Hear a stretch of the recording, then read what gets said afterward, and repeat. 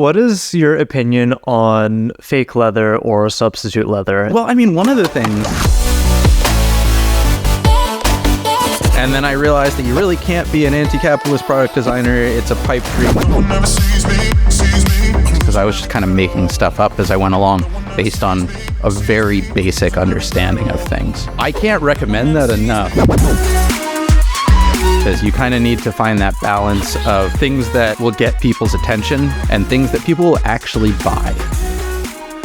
So, Bam Bam, you're the owner and founder of Lost Heart Leather, and you've mentioned that through your artistry and your craft, you hope to bring magic into the world. On social media, I've seen you make everything from masks to paddles and gauntlets and just full-on armor sets. What I've seen you create has been really, really inspiring. Thank you. I am so excited to have you here to tell your story, and welcome to the show.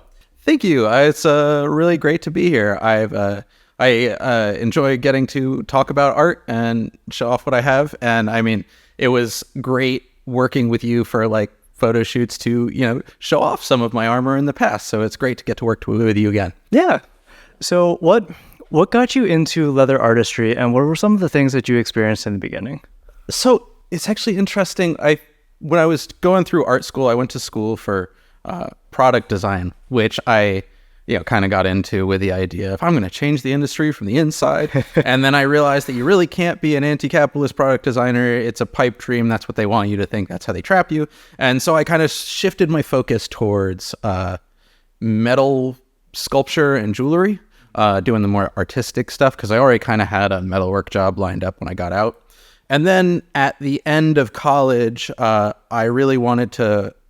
I was getting really into the jewelry side of things, and I wanted to start adding leather to the metalwork, kind of complement the metalwork with leather accents and stuff. So I took a beginner leather class at the Crucible in Oakland, which is a really cool space. They do a lot of classes for various mediums, and I took one class, just a easy beginner class, and I realized all the possibilities of leather. And then very soon after that, I realized that I no longer had the facilities of an art school. So metalwork became a much more challenging process. I was working at a metal shop, but I was doing architectural stuff, not sculptural or fine jewelry stuff. So I wasn't being super creative. So I was still, building the craft, but I couldn't really focus on that. But I could do leather work in my room. So I really started pursuing leather craft as my main art form. And then a few months after I started, the peak pandemic hit. And maybe a year after I started, actually, after I had kind of started making stuff for my friends, like on the side, I started with collars because I was in the polyamory and kink communities in the Bay Area. So I started making custom collars, and I could make really unique artistic things that had, symbolic things for the people I was making them for. And then when the pandemic hit, I had all this time on my hands and nowhere to go and nothing really to spend my money on. So I spent it on materials, and I spent my time making stuff in my room and just sitting on my bed, hammering on a cutting board on my lap, which was quite something. But, I only started with a beginner course, and until kind of recently, I never learned a lot of the right ways to do anything, which is why a lot of my creative style and tooling style are very unique among leather crafters, because I was just kind of making stuff up as I went along based on a very basic understanding of things. And I can't recommend that enough. As much as, yes, I was very glad to start learning from other leather crafters, because then I learned about things like edge finishing properly to really add levels of professionalism to your work, and certain ways you could really push the envelope in your creativity. But if you start out learning a craft form from the professional way to do things, or the standard established way to do things, a lot of your work will start to look like everyone else's. And if you make stuff up as you go along, and then kind of come to the the right way to do things a little later, you can really develop your own style before the preconceptions of what exists and what's the right kind of style to do for a thing set in and trap you. So I think that's kind of how I ended up in this realm where I was making completely unique textures that most people you wouldn't see on any other leatherworkers stuff. And I was even doing weird sewing patterns and very weird shapes that probably wouldn't be recommended because they don't necessarily have the longevity, but they were really cool. So I kind of, just started building stuff up like that. And over time I was trying to just do it on the side and, keep going that way. But I started getting really antsy at my metalwork jobs because even though I love doing metalwork, you work for a lot of really, really rich people in architectural metalwork because those are the only people who can afford custom architectural metalwork. Yeah. And so I really just wanted to, I was like growing and figuring out new things, and I really wanted to just go and make and, do my own thing and chase my own dream instead of, perpetuating someone else's. And that's when I kind of got it in my head to just kind of drop everything and focus on leatherwork. And I was going to do that in a few months, and then I got fired. And I was like, well, I guess now's the time, isn't it? Sometimes life chooses for you. Sometimes it just kicks you out of the nest and is like, go. You're gonna sit on your hands forever, so just go do the thing. And that was a year and a half ago that I really started doing leatherwork full time.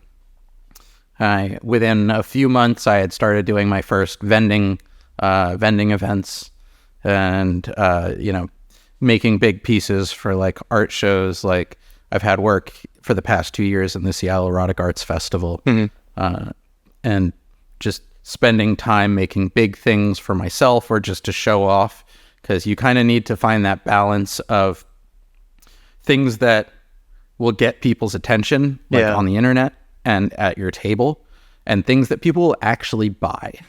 Because as much as people go crazy for things like, the awesome hats and the giant over-the-top masks and the armor pieces, when you tell them the price, they're like, okay, maybe not. So what actually sells is the things that are $200 or less. And really, it's the things that are $100 or less, which is some of my, it's cool work. It's just not my most interesting work or what I really want to be doing. But, when you vend at an event, that's kind of what you got to aim for. A lot of people buying the little things. But I've just been trying to, keep pushing and stay true to my goal of not just being a crafts person, but an artist.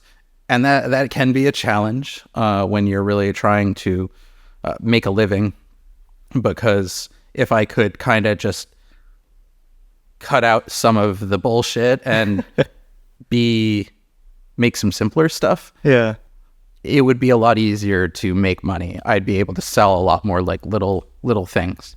But I'd hate working on them because I would have they wouldn't be fun to make and they wouldn't be creative. And to an extent, I feel like I'd be diluting my brand to the point where people don't come to me for the big stuff. They come to me for little piecemeal stuff that kind of sucks my soul to make a little bit. So I think it's always really interesting the creative dichotomy that, artists have, especially when they make something to sell. Like you said, there's the big flashy pieces like armor sets that you were creating. Beautiful work, by the way. Thank you. But then there's the stuff that, people actually buy and sells well or has good margins on it. And that's usually the less appealing work. By fact that it has good margins and it's cheap, it usually means that, the effort and creativity to make it is low. So it kind of puts you split across two separate paths. And I think, or at least what I've heard, is the the path to go for, a lot of volume and cheap stuff is one direction. And, to position yourself as a boutique, high-end experience and artist is another one. So Absolutely. that balance just must be incredibly difficult to strive. Yeah, because,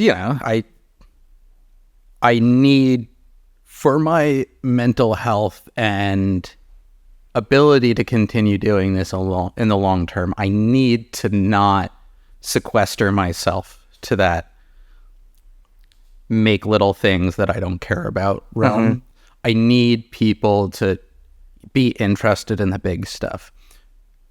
But obviously, I also need to make a living in the meantime. Right, yeah, so I have to keep making this stuff. I just can't let that take over. Some of that might just be finding that one big break somewhere down the line that really like gets people interested. Like the other hat that I made, the one I made before this, which is ridiculous, over the top thing, really cool, but absolutely ridiculous, and it doesn't actually fit me. It really got a lot of people interested in my work. It's also going to sit on my table for probably a couple years before someone buys it. And, I can't really afford to be spending a third of a roll of leather on those sorts of things. Sure. But at the same time, those are what's really driving my business to expand and grow. So what I've been kind of thinking I'd love to do, and I started doing a little bit of just like working on pieces that demonstrate this ability, is I'd love to do like some red carpet kind of looks. Ooh. That style of, this might not be the most practical garment. Yeah. But you are going to turn every head in the room with this. And I'd love to do that sort of thing, especially for actual like red carpet events for, because then that your work is going to be on camera. People are going to ask the wearer about where they got it, and not just random people in the crowd, but actually like people who might publish that information. Unfortunately, I don't know many people who are in that world, though. I mean, I do know people who go to, for instance, like adult video kind of awards shows and stuff. So that could at least be a start in that direction. I don't think those get they don't get quite the attention that like the Oscars or the Golden Globes or whatever get. But it could be going in the right direction. Though it does come with its own set of challenges surrounding my own personal opinions about the excessively wealthy. Sure. Because, for instance, like the Met Gala, on some level, I'd love to have my work presented on that kind of stage. At the same time, the Met Gala represents bread and circuses to me, and it's very Hunger Games. A lot of people have made the Hunger Games comparison, and it's super real. And do I necessarily want to do that? No, but at the same time, it's like, it's the modern day Medici thing, where you do get to design a thing that gets to be put on blast, and to an extent, you can make that piece that says, fuck you to the person who bought this, because I've seen it at the Met Gala. Some of those outfits are very much like fuck the rich, even though that's the people they're making it for. But at the same time, it's just complicated. On the other hand, there is that vibe of, these rich people have a lot of money. And if I take some of that, I will spend it at my local grocery store and my local artists and things like that. It is in some ways a redistribution of wealth. Or maybe that's just what I tell myself. But at the same time, I'm a starving artist. I got to make what I can. And if I can take, rich people have a lot of money. If I can take some of that, that would be great. It would be better than having to take it all from my friends. Because at the core, what I want from art is to be able to make my friends cool stuff and people who deserve it cool stuff. And I can't charge all my friends the amount that my work is worth. But if I can get these big patron kind of commissions and stuff and really get a lot of, funding from like larger, more economically capable people, then I can do more passion projects that I can allow my friends to just enjoy without having to worry about charging them out the butt, because I'll be comfortable in making my own living. So that's kind of the balance I want to strike eventually. Okay. I always feel like there's a cruel dichotomy to power, because in order to impact the world and the spheres around you, you need power to do so, whether that's influence or wealth or clout or something. But oftentimes, to get that power, you have to ethically compromise yourself to achieve that, to then do the ethical thing that you want to do. And that's so hard of a line to walk. That's essentially why I dipped out on product design in college. Yeah. Was because I was like, I'm gonna change things from within. I'm gonna push sustainable design and like really make people think about like why we're making this stuff and not just for profit and stuff. And then I realized that the amount of time I would have to spend compromising my beliefs and working for people I didn't believe in to get the clout to put my foot down in a meeting and say, no, we're not doing it like this. I'd get lost in the sauce there. Like I'd completely lose the whole thread if I tried to do that. And that's a lot of what this whole, the capitalist system is designed to do. It's designed to put you in that situation where you kind of have to give a lot of yourself to like think you're gaining the power to make the changes. And it makes a really difficult balance, and some people can pull that off. And I don't think I would have been able to do it in that industry.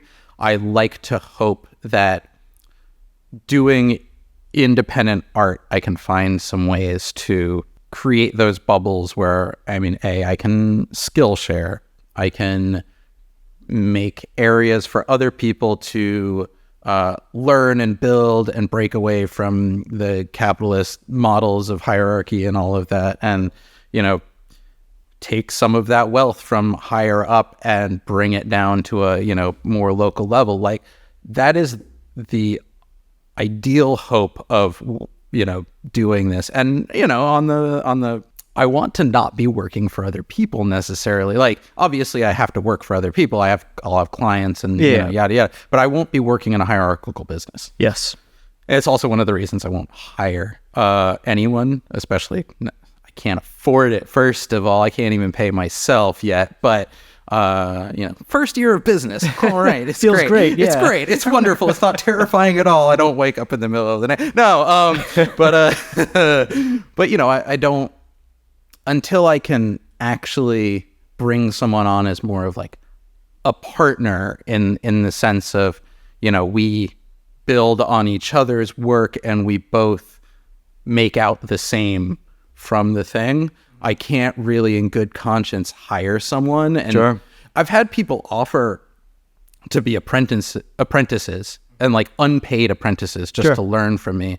And I'm like, I can't in good conscience do that. That is exploitation. I know that might feel fun for you at first before you get into it, but fundamentally that is exploitation. Even if you are learning from me, it's still not worth me making you do all my edge finishing. That shit sucks. Come on. So it's a complicated ground trying to keep that like those kind of anti-capitalist, anti-hierarchical principles in building a business, especially like, I guess art is not quite the same as like a storefront business or something, but sure. There's a lot of those same pitfalls. So it can be a challenge. I found an interesting workaround for like the exploitation of an apprentice problem. At least what I've seen done in the past is people will come on as an apprentice, whether paid or not, usually not. But what they do is they set a time frame for which they're an apprentice. So instead of being like, hey, you're just going to be my apprentice and you just get to do all of this shit that I don't want to do, right? Under the guise of learning, to various degrees. It's, hey, you're going to come on for 3 months. Yeah. And, you're going to learn as much as you can in the time and as many techniques as I can teach you. And then at the end of that time, we get to reevaluate our relationship and if you want to continue going forward. Yeah. And I think by having a finite endpoint, it forces a conversation to evaluate if it's still mutually beneficial. Right. Whereas if you didn't have that, then you're like, man, I've been doing this for 8 months. I don't know how I can get out of this. I feel uncomfortable bringing this up. I don't know what I'm going to do. So it kind of circumvents that to a degree. You know? I mean, that is definitely, a worthwhile consideration. And I mean, there is something to be said for the value of learning, because, I mean, teaching a class is not something you should do for cheap. Often it's something what you should charge for teaching a class is often more than what you would pay someone even as a living wage. Partly because of materials and so on. But I mean, there's definitely some give and take to like an apprentice, mentor kind of relationship. It's not like they're getting nothing. I haven't gotten to a point where I feel okay, like, doing that.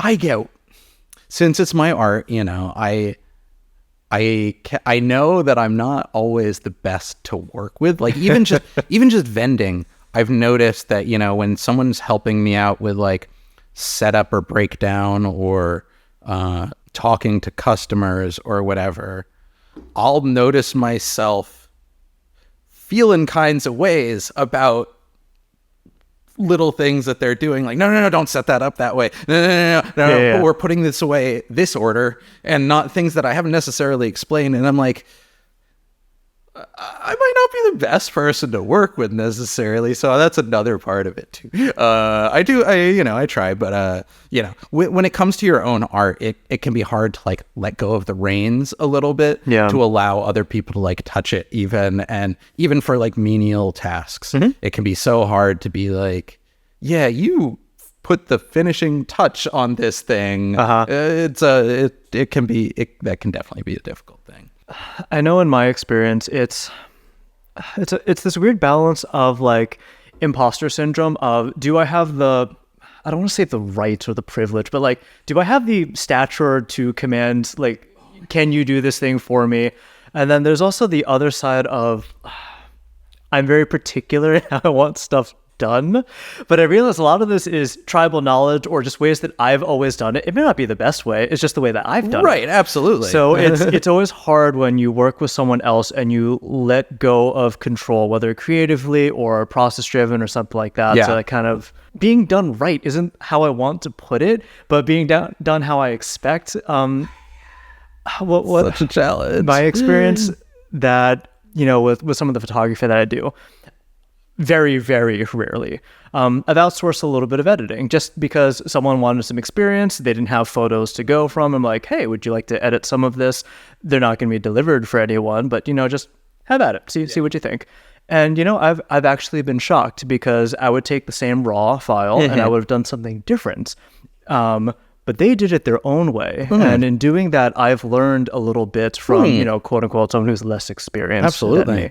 So I think there are pros and cons to letting other people into your life in that aspect. Oh, absolutely. There's a balance. I mean, I love finding out, especially people who are like, like I said before, not trained in like traditional methods, but have figured out their own ways. I love learning, from those sorts of things. And, we're both flow artists. Yeah. When you see someone who maybe even started later than you and has taken a whole different road to reach their understanding of flow arts, it's really interesting. It's actually why I love teaching beginners in flow arts, because it forces you, I mean, first of all, you see things from the way they see them a lot, and it also forces you to reevaluate how you think about things, because I spin poi, I spin a lot of things, but poi was where I started. So I've taught beginner poi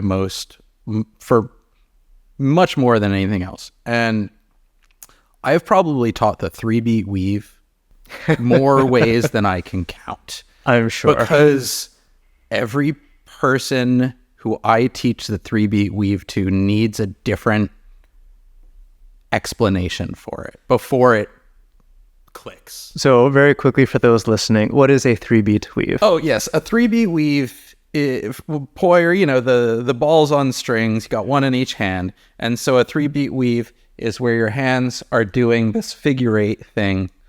And the poi are going in a following each other around these figure 8 circles on each side of you. It's called a 3-beat because there are 3 beats on each side. One poi does 2 beats, with a beat being every time it goes down.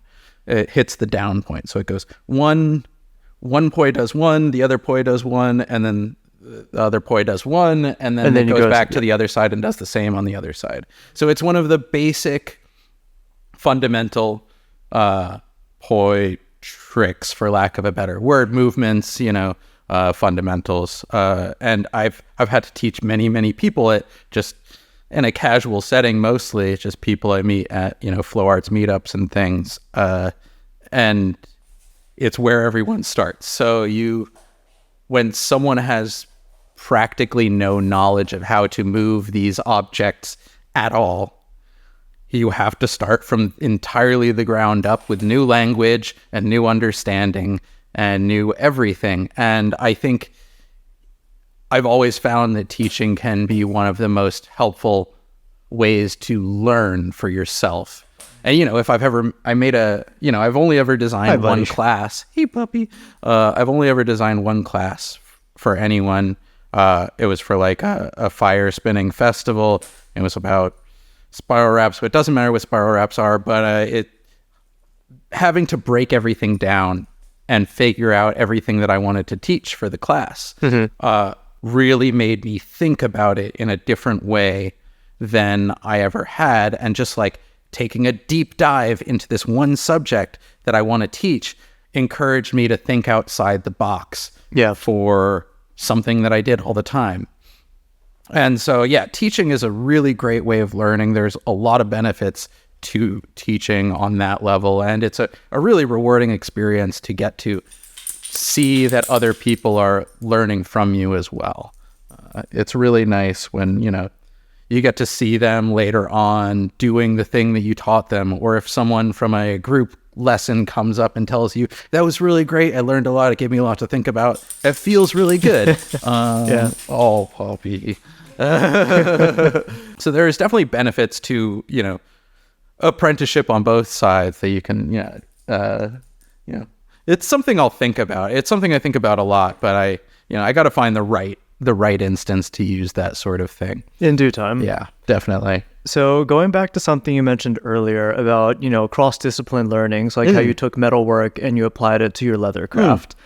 What are some things that you've learned in the flow arts space and that intersection with your leather artistry, whether it be culturally, things that you've designed, how you've gone about a process?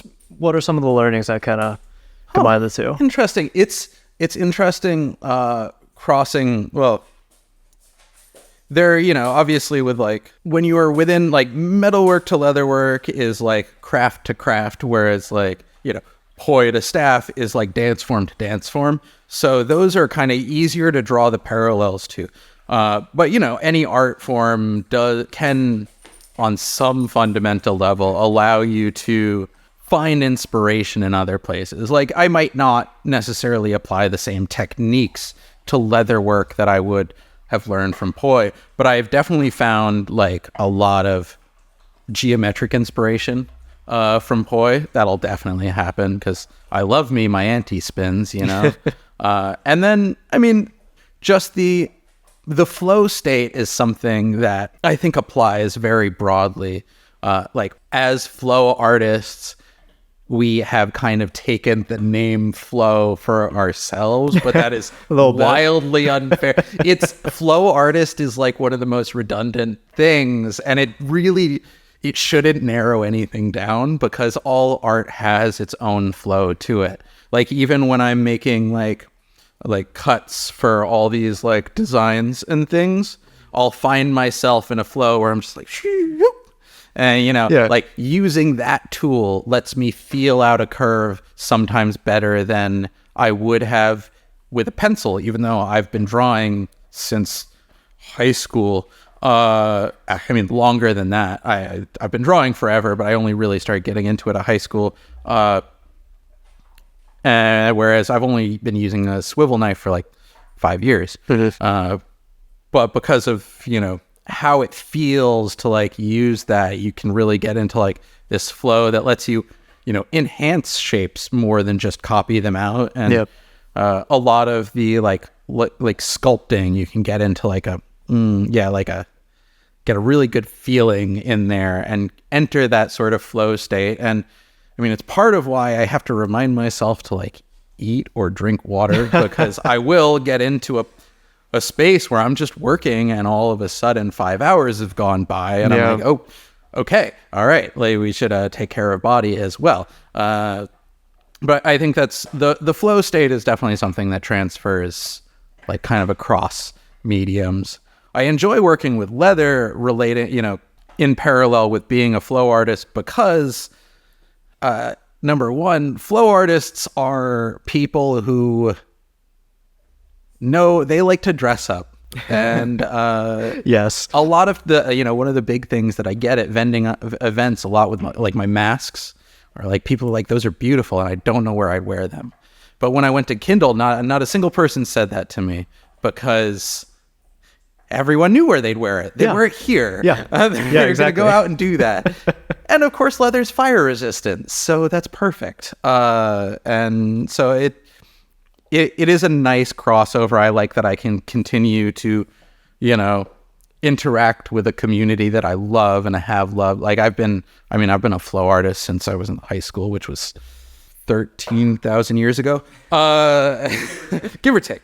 I estimate. I've always loved flow community and like the teaching and learning that always goes on in that. And I love to take that mentality to my other art forms. Like I try not to be withholding about my knowledge on, how to do things. Right. Like a lot of people are very online, like on my Instagram, will ask questions, and I'm always glad to help, as long as you don't ask me for my patterns, because that's all kind of like if it wasn't for capitalism, I'd gladly give them to you. But this is, these are more than a product; they are my art, and my style is kind of all that I really have. I'm a decent leather worker in terms of craft, but I'm not like the best, most technical, amazing leather worker. What sets me apart is my designs. Yep. And so that's something I try not to be super sherry with. I'll give you like advice on how to break out of your creative bubbles and stuff and to just kind of go for it. But I that's not something I'll give advice on. But for technique, happy to share that anytime, Yeah. I really do want to actually start making tutorial videos for at least like dyeing processes, because I have some unique ways that I dye things that were helped out by my roommate, who another cross-disciplinary thing was a scenic painter for many years. They were actually part of like the Scenic Painters Union, and painted all their lives. So they are really good at textures, like textural painting. So like space textures, clouds, stone textures, like all those very organic kinds of things where it's less about like, oh, I'm going to purposely paint in every detail, and more about creating controlled randomness. Yeah. And they're amazing at that. So they gave me some tips on how to, do that with paint. And then I tried to apply those with dye to create some of the fades and kind of patina-esque dye textures that I've been kind of known for. Okay. So speaking about the craft, how does a piece of leatherwork get created? Like, what is the process from start to finish? Let's use the hat, for example. Okay, yeah. So I like to start with raw leather. Not everyone does. A lot of people buy dyed leather.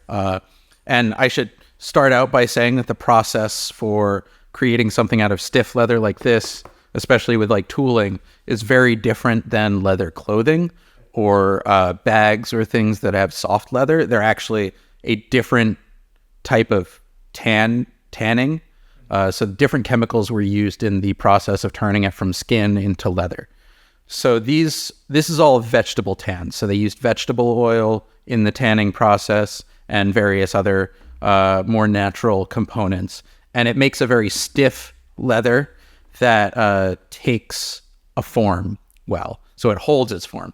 Whereas the chrome tan leather which uses more chromium and other more industrial kinds of chemicals, makes for that soft, supple leather that you get in clothing and bags that usually is unadorned, but you can move it around as much as you want without it like holding a form. Okay. So this is all vegetable tan. I get it raw. I get it undyed. Raw as in tan, I don't tan anything. That's a whole thing. My whole house would smell like garbage and I'd get kicked out. But I start with, usually I'll make a pattern. Either I'll do it on tracing paper, or for something like this that I'm like sculpting out and I need, there's interlocking pieces that need to fit on something. I'll often make a like cardstock mock-up. Templates? So I made this whole thing in cardstock and assembled it with blue tape. Sure. Yeah. And the tricky part about that is that they interact differently. Like the cardstock won't sculpt, and cardstock also is much thinner. Yeah. So you got to adjust, and I am still working on that. But I made all the pieces and kind of like bent it up to make it look like a thing and taped it together. And then I took those templates, and sometimes I'll just use the template as the tracing thing, or I will transfer that over to tracing paper, so that I can trace out my tooling designs and make sure everything's perfectly symmetrical. Okay. And once I've done that, I use the tracing paper or the cardstock template to trace my pattern onto the leather, which is a big roll, so it can be fun. And then if I did it from cardstock, I usually won't have the tooling marks on there, but if I do it from tracing paper, I can mark those out ahead of time so they're nice and perfect. And then you cut out the pieces. Then you either want to punch all your stitching holes so you can test assemble it. And when I test assemble, usually I'll do I won't fully stitch it up. I'll just kind of skip a bunch of holes and make it really rudimentary, which sometimes falls apart, but that's okay. Make sure it all fits together, and then take it all apart again.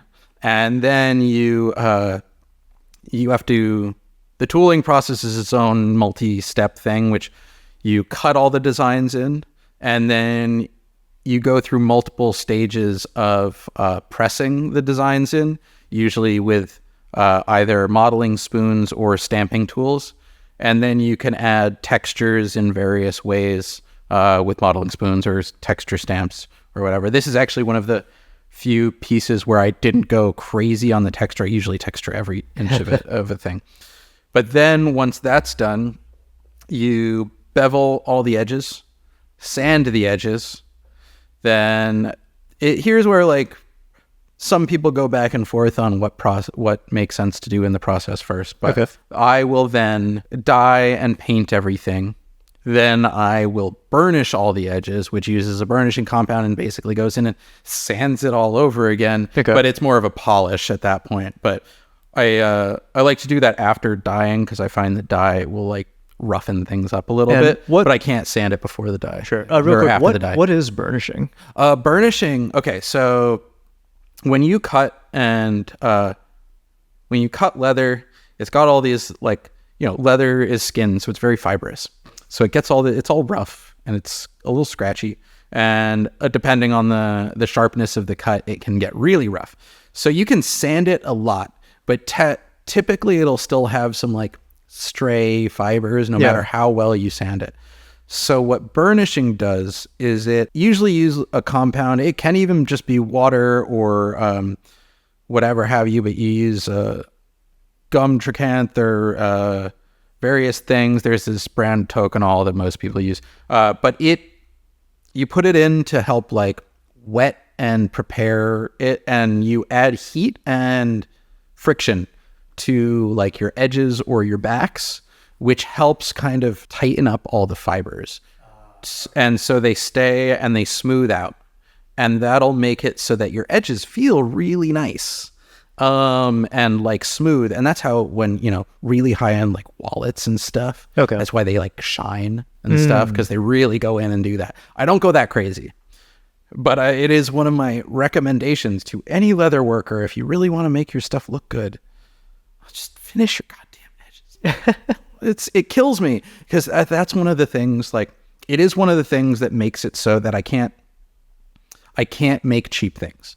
Like, even my small things come out to, like, there's nothing on a vending table that I vend at that's less than $40, because at the very least, I'm going to have to sand and burnish my edges, and that's going to take time and tooling and dyeing and whatever. And so there's just some things that take extra time. But a lot of people who do, you'll go and you'll see leather workers, and a lot of them who have like $20 collars or something. And it's very often because the edges are just not finished. They just cut them and left them.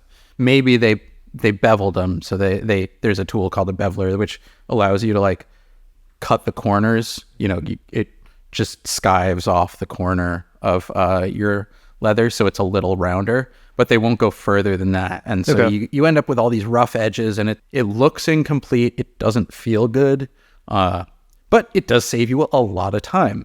And so a lot of people go on that route.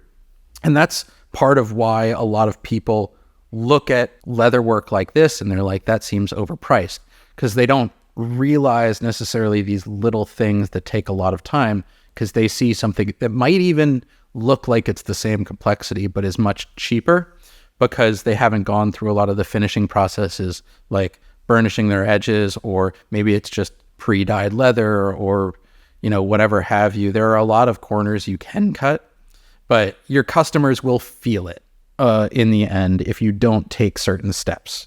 And so burnishing is one of those steps that really kind of separates out like a cheap leather good from like a really nice leather good that's gonna, you're gonna feel awesome wearing or using. So that's what burnishing is, and that's one of the last steps I take for I do like a top coat. So I have to burnish the edges and the backside. If I don't line it, you have to burnish the backside, so that's not really rough. And then you do a top coat, and then I got to assemble it all. And sewing takes a long time, depending on what it is. It always takes a long time.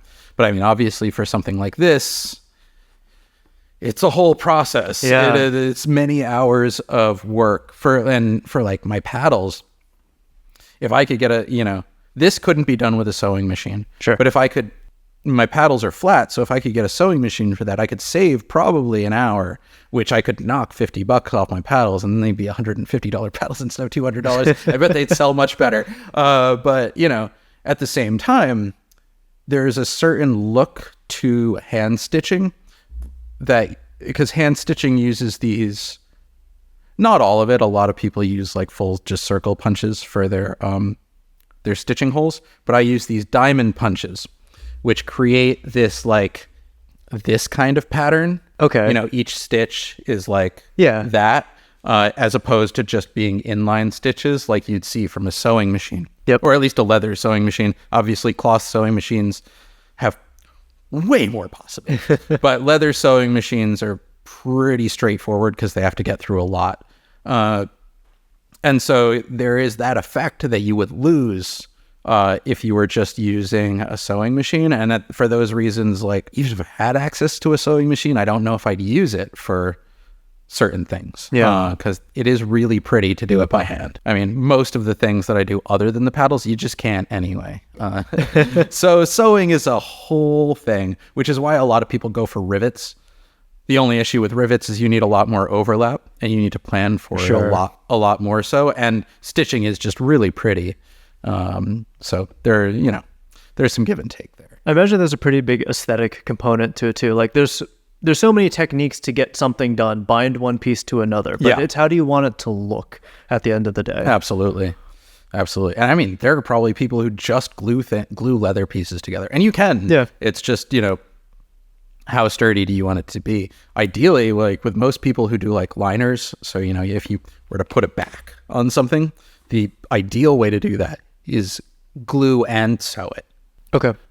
If it's something that's never going to move, if it's like a keychain or something, glue it, whatever. But if you want it to, if it's going to, bend, like if it's a collar or something, then you need to stitch around the whole edge of it. so that doesn't start peeling away. And that's why, like, for a while, I was not making collars that I made with liners, because it just adds an extra maybe 2 hours to a thing, which is $80 to $100 more that I have to charge a client. And that's not something I necessarily want to do. But the level of completeness and like feeling to it that it just improves on is just, it makes a huge difference. And I don't think I'm going to keep doing it without them. But yeah. If you had to estimate, how many hours does it take you to make a hat like that all up, from I sit down with materials to finished product? So I've only done 2 hats, and this was the second one, and I didn't keep track of my time super well, but I spent about 3 days on this. Okay. I mean, and I didn't sleep a whole lot in those 3 days. It's not like I am trying to challenge the idea that to be an independent artist, you have to spend every hour of your day, hour of your life doing art and, you know, never sleeping or having fun. So it's not like I spent every hour working on it, but you know, I think I priced this by the day and not by the hour, because I just don't know. Yeah, that's completely fine. I have a hard time keeping track. Every now and then I'm like, I'm gonna time myself. And I get halfway through the project, I'm like, I didn't time myself at all. But yeah, I mean, so like, yeah, hats, they're going to take a few days. I could, like, something like the paddles that I usually make, I have to stitch the whole way around those. And, you know, I have to do 2 sides and all of this. So those end up being like about 5 hours is what I've estimated for those.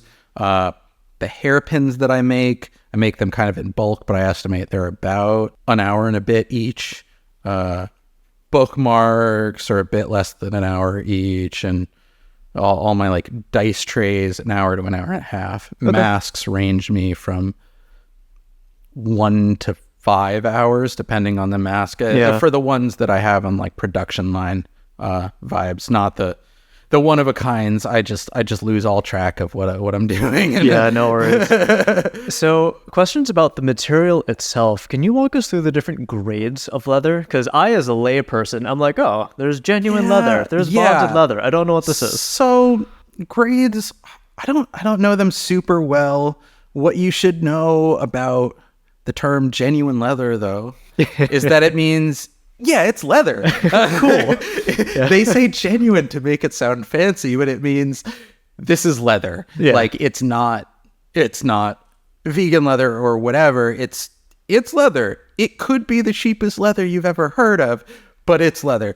Typically, if it's nice leather, they'll probably talk about split grain or full grain leather. So really all that means is full grain leather means that the surface, the grain, which is the outer side, the skin side, not the inside flesh side, has never been cut into except for the outside. You know, the surface of it is uncut. It's not like, so it's strong, is because that's the strongest part of the leather. Split grain usually means that it's had cuts like this put into it. Leather grading, typically on products, you're not going to really get much actual information. You can try and find out, a lot of people say things like, oh, a high quality American leather, whatever. But really it's kind of, the tannages make a difference. So like I said before, chrome tan is the soft stuff that you'll find on clothing, and vegetable tan is for like belts and boots and things like that, and obviously anything tooled. Then the thicknesses are usually gonna decide rigidity, but other than that, the grades usually are more for when you get a leather roll. The grade will tell you how many scars or burns or rampant mosquito bites this cow had, how many blemishes are on the leather, how many thin parts there might be. And so, I mean, for instance, some parts of leather on like lower grade stuff will end up with these parts that you won't see on the front surface, but they've gotten really thin from something. Maybe it was a scar or something that healed up well on the outside, but it's a weak point on the inside. Okay. And I've made whole pieces out of that and then realized that it's essentially a kink point and that will eventually tear. So those are things that, they're worth watching out for when you're making stuff, but it's not necessarily something you're going to be able to tell from a grading, from like factory made stuff or anything like that. Most of the terms that they give to leather, unless you actually know a lot about tannages or things like the animals that they're from, or which specific realms make really nice leather, like the term Italian leather. I don't even know what that means, but it is synonymous with like high quality or whatever, in like couches, I guess. But if you know stuff about that, you could make judgments, but for the most part, you're not going to learn that much from what they tell you at a store about what this leather is. I think it's really interesting because, as a layperson, it's very easy to say, hey, this one thing is exactly interchangeable with this one thing because they're the same. But that's just not true, especially when you get into, materials. Like I was talking to a woodworker. This piece of wood is not the same as this piece of wood. It came from the exact same tree, almost right next to each other. They're not the same. Oh, absolutely. So the same thing applies to leather. Yeah, actually, it's interesting you mentioned that. Different parts of the cow are not going to be useful in the same ways. Like near the belly, it's stretchier. The leather is typically stretchier and bendier. Okay. Up at the shoulders, it's tough and it's thick, and it'll hold a form and not want to bend. So I'm still working out, for the most part, what I get, I'll get a side, and as long as it's all thick enough, I can usually, use whatever for whatever. It doesn't super change my processes that much, but a lot of people really focus on that. Like, saddle makers will probably only use the shoulders for certain parts. Yeah. And they'll only use the belly for other parts that have to be like, really sculpted and stuff. But, those sorts of things make a difference. And yeah, even from the same cow, you really might not get, you won't get the same leather all the way across. So it is very similar to that whole thing. So how do you source your leather? Because I know me as a layperson, if I want arts and craft supplies, I go down to, I don't know, Michael's or Joann's, but I imagine leather is different. Well, yeah, you generally don't get veg tan leather from a Joann's. You could probably get chrome tan leather from a Joann's if you're trying to make clothing. But the main store that people go to in the US is Tandy Leather. It's a chain store.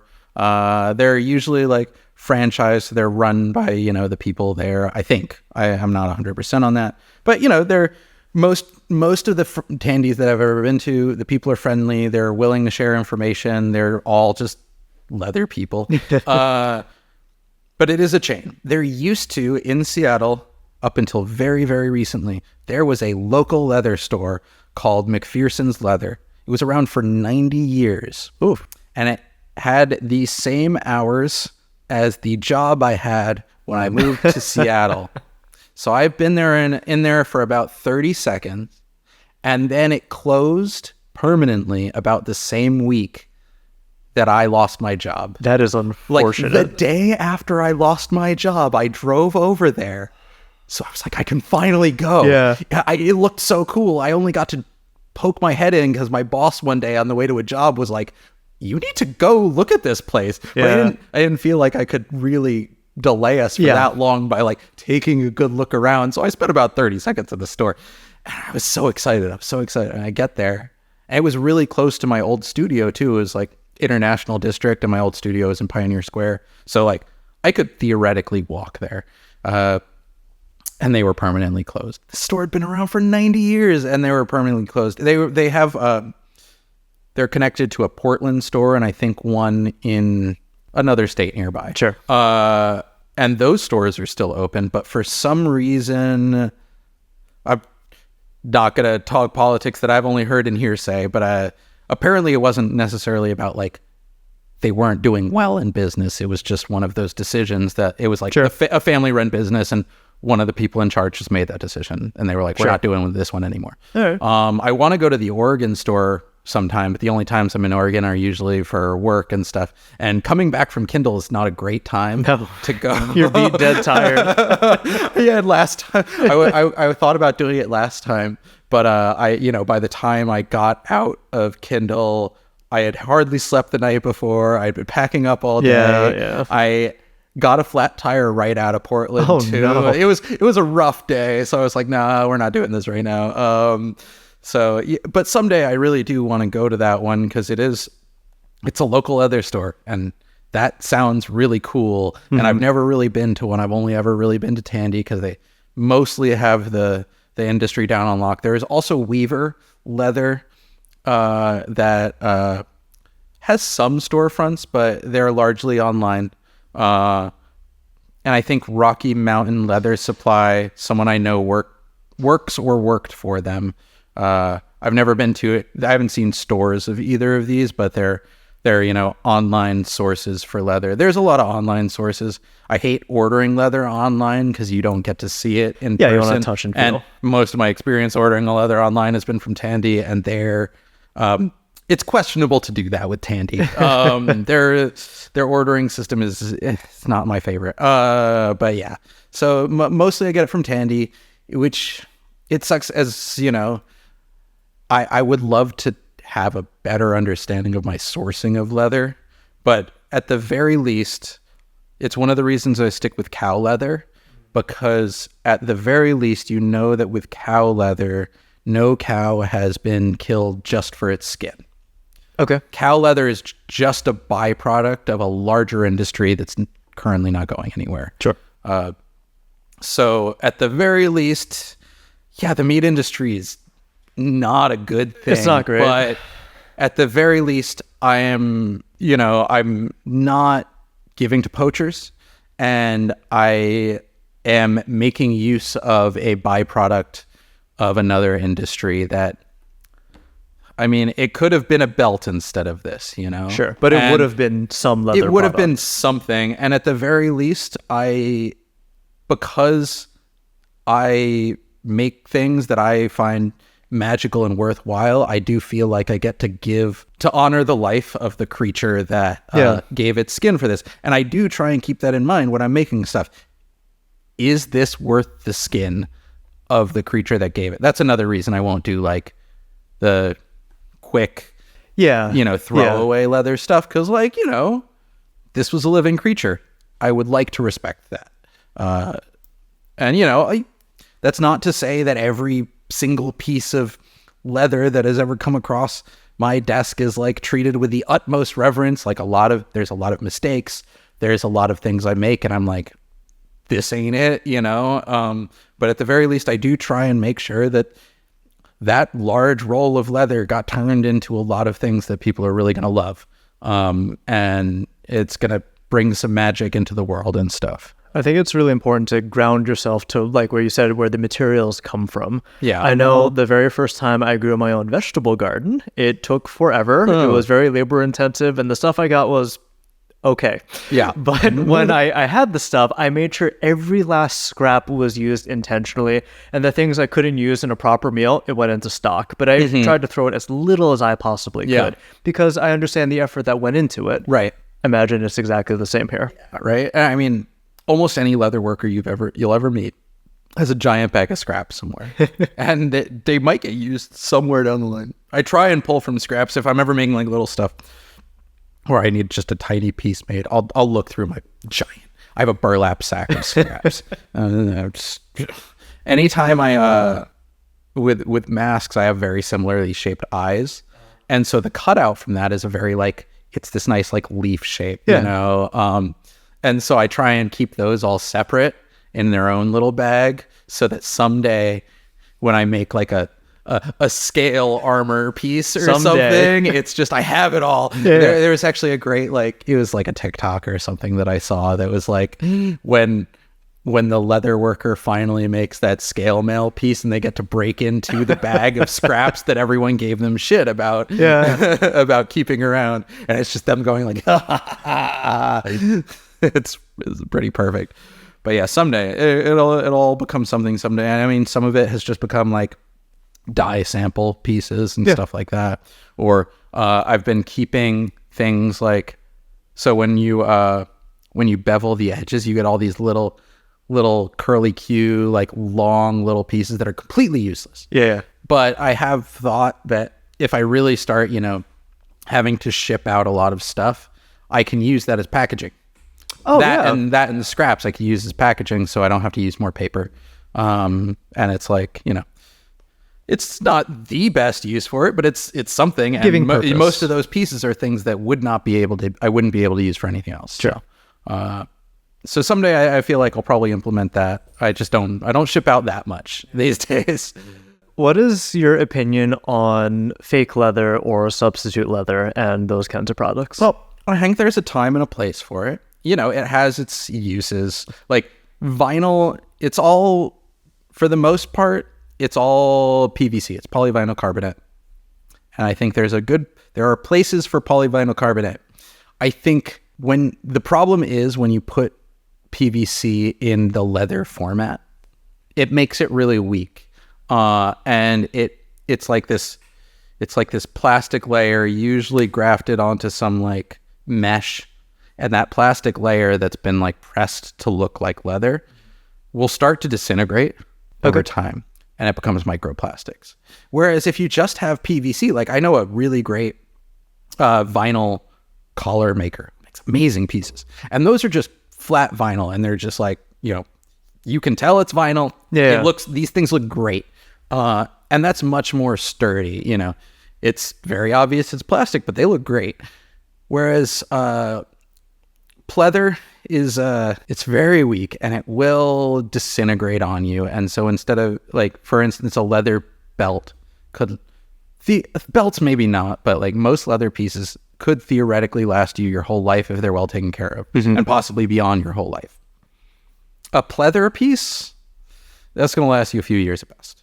And it'll flake off and create a lot of pollution along the way. Whereas when you finally give up on your leather piece, it will eventually biodegrade. So, I think pleather it's a questionable material at best. And then the term vegan leather is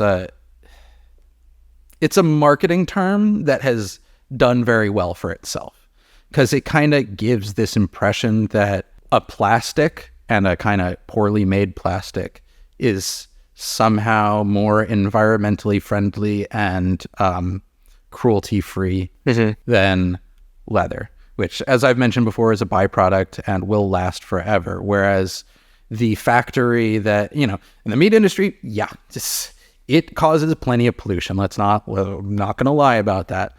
But so does the plastic factory. And there are many bodies there is a body count on any plastics you buy as well.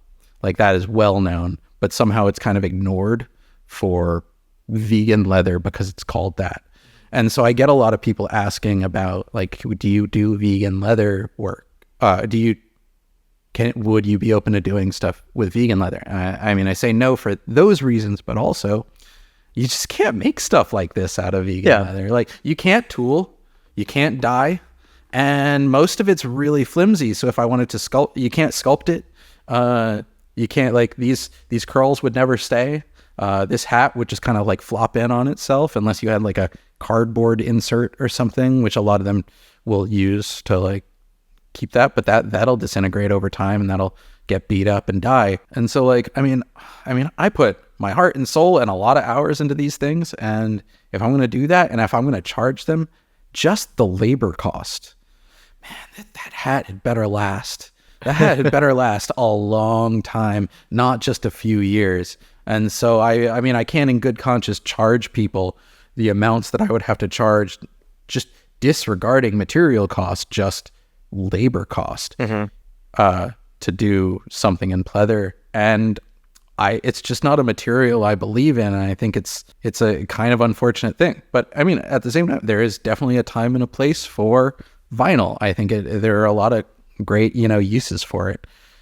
But I take great objection with people kind of like, as a person who sells leatherwork, and many leather workers will attest to this, you very often feel kind of like morally high-roaded by people who don't really understand what the actual implications of what they're asking are.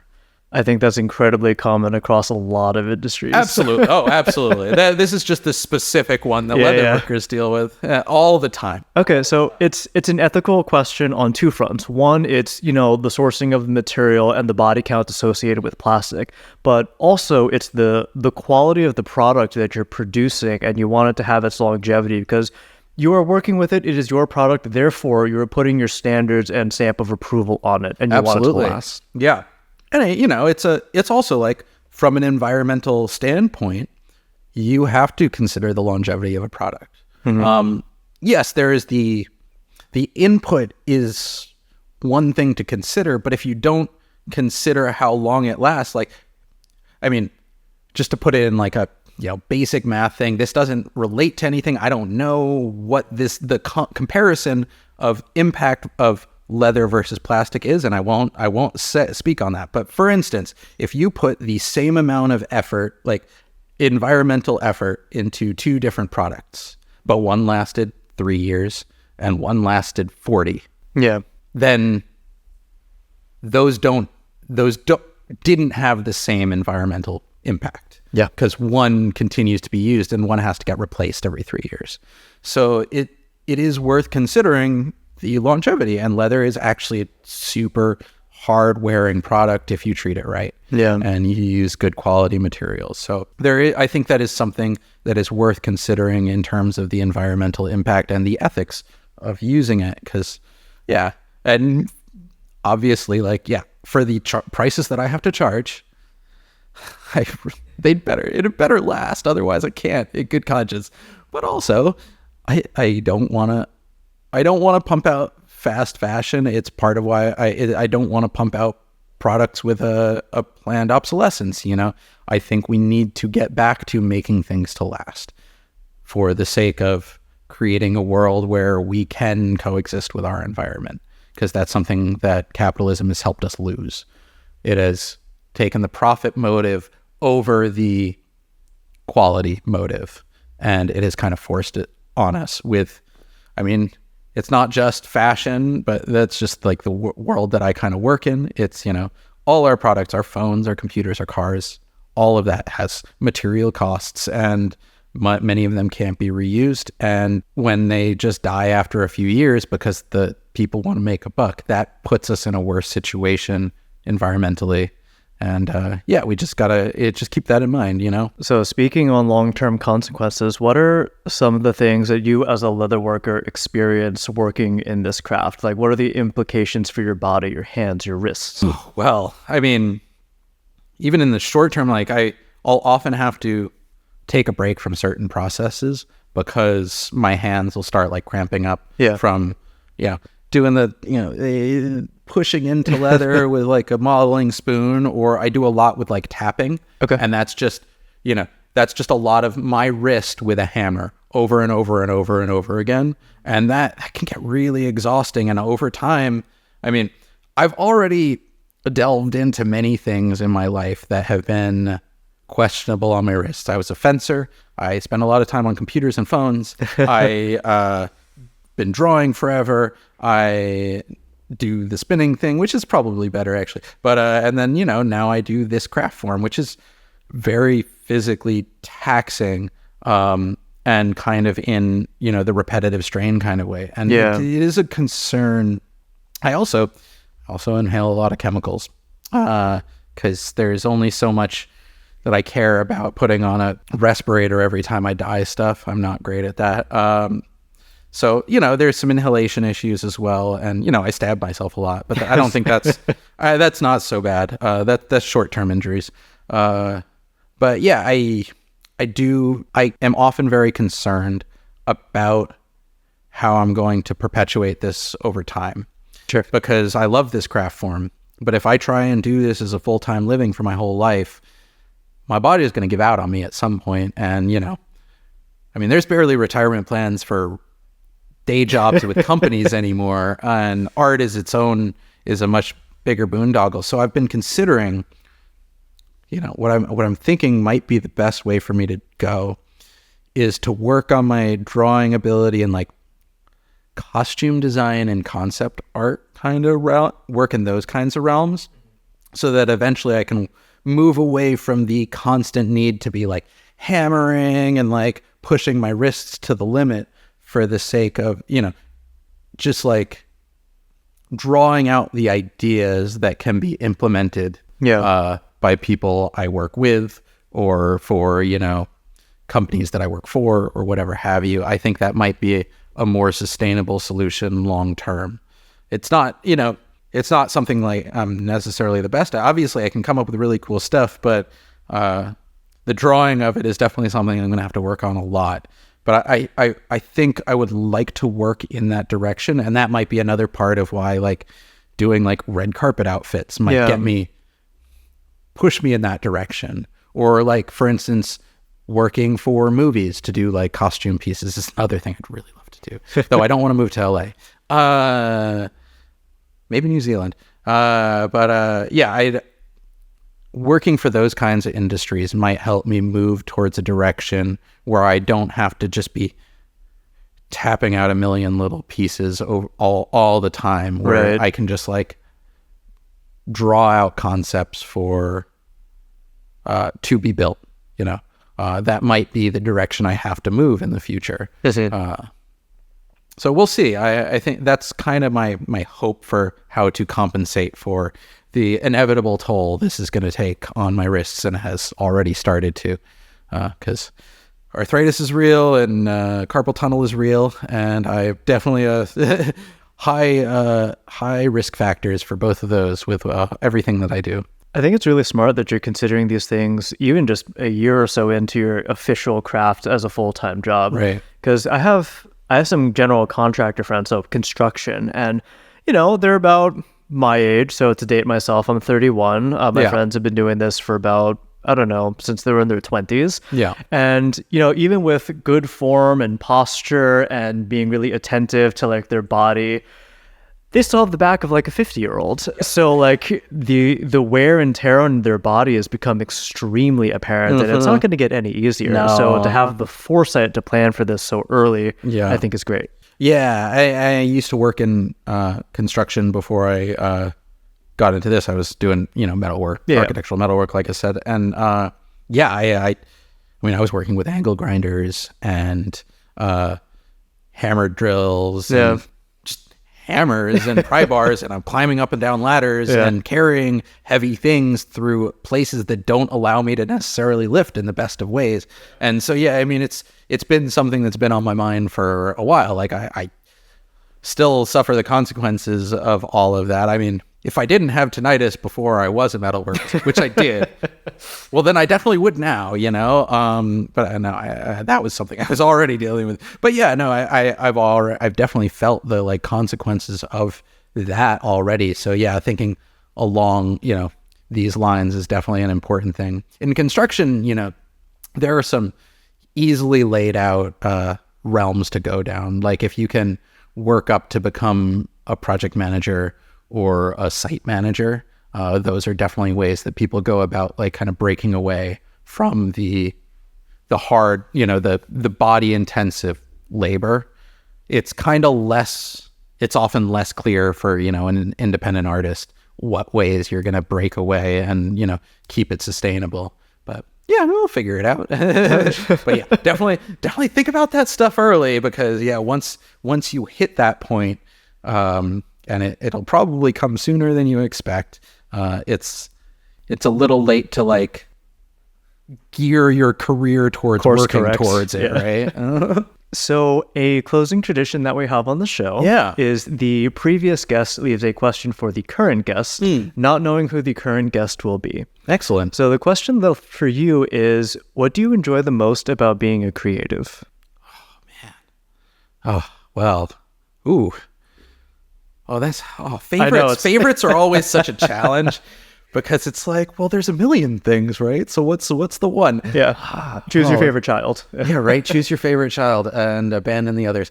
Well, I mean, one of the things about like any creative field that I've been in, and this might not, I don't know if this is the favorite, I might list a few things, but one of the big ones is the people you get to meet and work with there's such a wide variety. Like, I mean, even just in the vending circles, I've met so many weird vendors who do taxidermy or weird 3D printing or amazing paintings or any number of really cool, amazing things you wouldn't think to do. You meet a lot of amazing people in, as customers, as co-workers, as, just people in the realm. You meet amazing people, and that's one of the things that definitely keeps me going in these sorts of worlds. And one of the reasons that I'm so glad that I landed in kind of the realm that I'm in, because I think I'm only starting on meeting all these like amazing people surrounding the leatherwork industry. Like I can't wait to see who I'm going to get to make really cool stuff for, and who I'm going to like meet who's going to teach me something really cool, or who I'm going to meet at the next convention or vending event. I mean, yeah, there's just such amazing people you can meet. But then, of course, creativity is just it's important for the soul. And I think it's important for everyone, for the soul. And creativity comes in a million forms, and not all of them are art necessarily. But, it's an important thing for people to be able to do. Like, I wish that more people had the ability to just do creative things for themselves without having to worry about monetizing them. I'd love to do creative things for myself without worrying about monetizing it. But if I am going to have to be doing something to monetize, I am glad that I can do something that lets me feel creative, because it's really important for humanity, for humans to be able to express their individual forms of creativity. And I strive for a world where more people are able to do that. And I think, if I weren't, when I'm not actively like doing art for fun or anything else, those are usually parts of my life where I'm not necessarily doing the best. And it is very beneficial to me to just be able to sit down and work on something that is, expressing a bit of my soul. Yeah. I think it's just something that's really important for people. And, creativity doesn't have to be art. I know someone who felt that their form of creativity, was best expressed as an accountant. Okay. And, I've talked about my friend who is a creative accountant, and that that's not what I mean. But, to them, it's a puzzle. Yeah. And it's some way that they get to like do some problem solving and think, outside of the box. Mm-hmm. And I think that's awesome that's, it's something that we never would have been, we don't get taught that is a form of creativity. But, there are many areas of math and science that are super creative. And I want everyone to be able to find that creative realm for themselves. It's why one of my icebreaker questions is like, what are some of your creative pursuits? Because I want people to be able to express those, even if they're not the things that we're taught are traditional art. Yeah. And so I'm really glad I have found a place in my life where I can pursue my artistic goals. And I hope to keep doing that forever, because it's the best thing I can do for myself. I'm really glad that you brought up how creativity is boundless, and we can often see it in places that aren't considered stereotypically arts. That's kind of one of the goals that I have with this podcast, because obviously artists or leather workers or photographers, they're known as creatives, artists. But you can also find a similar level of creativity in, a doctor or a surgeon, I guess also a doctor, but like an accountant, like you said, or a school teacher. Like it really is just the lens in which you look at things. Yeah. I know. I mean, when I was growing up, I was in elementary school. I was good at math and science. And, I was when I tried to draw in middle school, I wasn't immediately good at it, and I was like, this probably isn't for me. I'm one of those nerd people. Why would I think that I could be creative? But that was because, we have these very limited views on what creative things are, and because I couldn't draw a face well, I thought, no, I'll never be good at this, right? But yeah, there's so many more ways we can be creative if we just like open our minds to those possibilities. And I always try to encourage everyone to find those for themselves. And I hope that we can build a society that encourages that a little more. Yeah. Well, Bam Bam, this has been an absolute pleasure. Absolutely. Before we wrap, where can people find you, and where would you like to draw people's attention to? Yeah. Easiest place to find me and the most up to date is my Instagram, which is Lost Heart Leather. The enunciation, it's Lost Heart, like the muscle in your chest, the size of your fist, not art. It's very, I always have to double tell people that, but it's Lost Heart Leather. I'm also on TikTok with that, but that's just the same thing as what's on Instagram minus the pictures. And I have a website, lostheartleather.com, which definitely needs to be updated, but it has a lot of my stuff for sale and contact forms for commissions. You can also just message me through my Instagram. And my website has a gallery of custom work that I have done, as well as the shop. And I do need to update both of those. But if you get in contact with me through either of those, I would love to do commissions for all you fine folks. And as well as if you see something on my website, but you want it in a color scheme that's not there, message me, and we might be able to work something out, because I have many more color schemes now than are currently on my website. But yeah. Cool. Thank you so much. I really appreciate having you here and telling your story. I've learned a lot. Thank you so much. Yeah, thank you so much for having me. It was a pleasure to get to bullshit about art for a while. It's my favorite thing to do. Yeah. All right, well, cheers. Cheers. Thanks so much.